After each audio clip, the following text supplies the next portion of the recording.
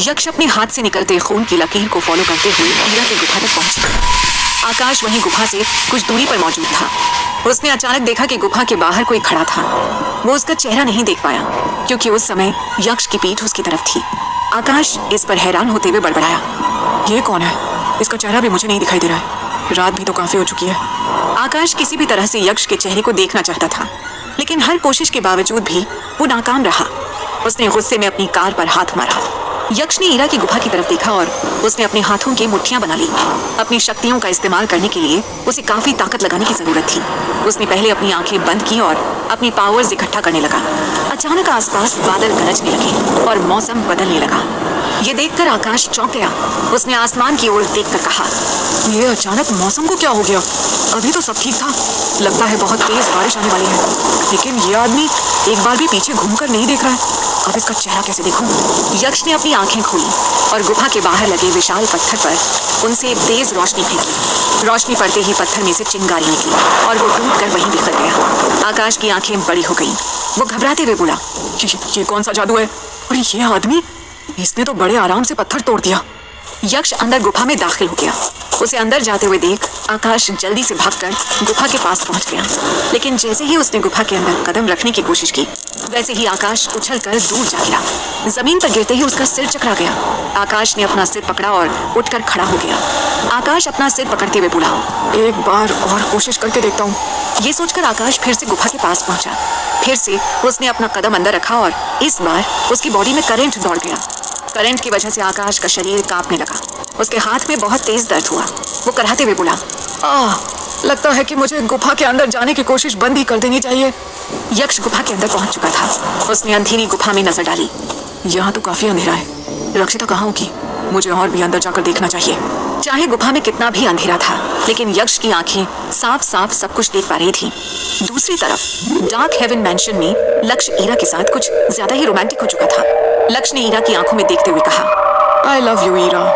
ईरा के हाथ लक्ष्य के बालों को सहला रही थी और उसकी आंखें उसके हैंडसम चेहरे पर टिकी थी। उसने लक्ष्य को अपने करीब खींचते हुए कहा, आई लव यू टू लक्ष्य।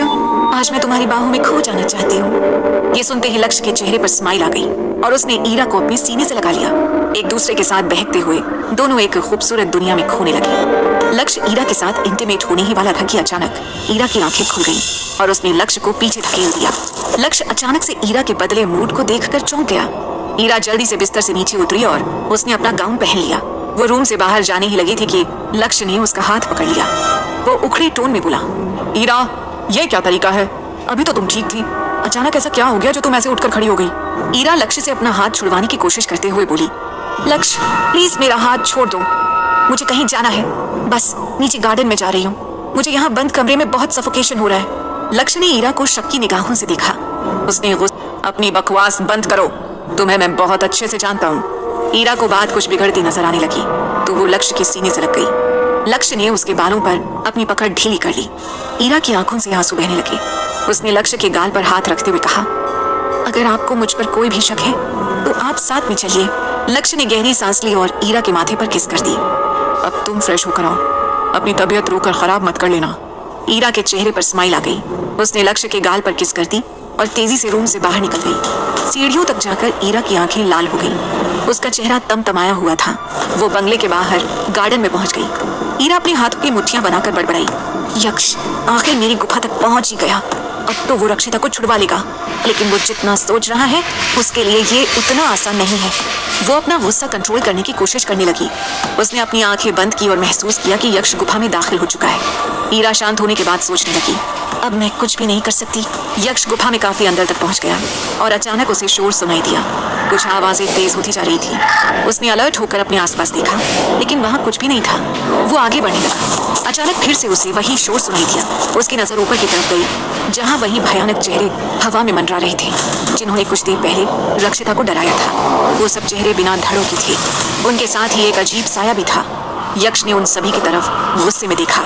यक्ष उन खतरनाक चेहरों की तरफ देखते हुए बोला, तो तुम्हें क्या लगता है तुम लोग मुझे मेरी रक्षिता तक पहुंचने से रोक पाओगे? साया हंसते हुए बोला, हाँ बिल्कुल, उस तक जाने के लिए तुम्हें हम सबको पार करना होगा। उस साई ने यक्ष पर तेजी से हमला किया। यक्ष पीछे हट गया। उस साई ने फिर से अपने मुंह से आग निकालकर यक्ष की तरफ फेंकी, लेकिन इस बार भी यक्ष बचकर साइड में हो गया। यक्ष ने अपना हाथ ऊपर उस साई की तरफ किया, जिसमें से तेज चिंगारी निकली। उस चिंगारी ने उस चेहरे को जलाकर राख कर दिया।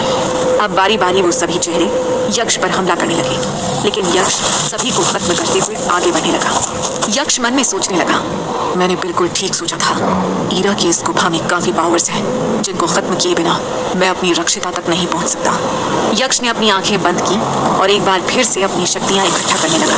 कुछ ही पलों में यक्ष की ताकत वापस आ चुकी थी। आंखें खोलकर उसने अपने हाथ फैलाए और अंगड़ाई ली। उसने हंसते हुए सभी चेहरों की तरफ देखा और अपना एक हाथ हवा में उठाकर उन सब की तरफ एक बार में हमला कर दिया।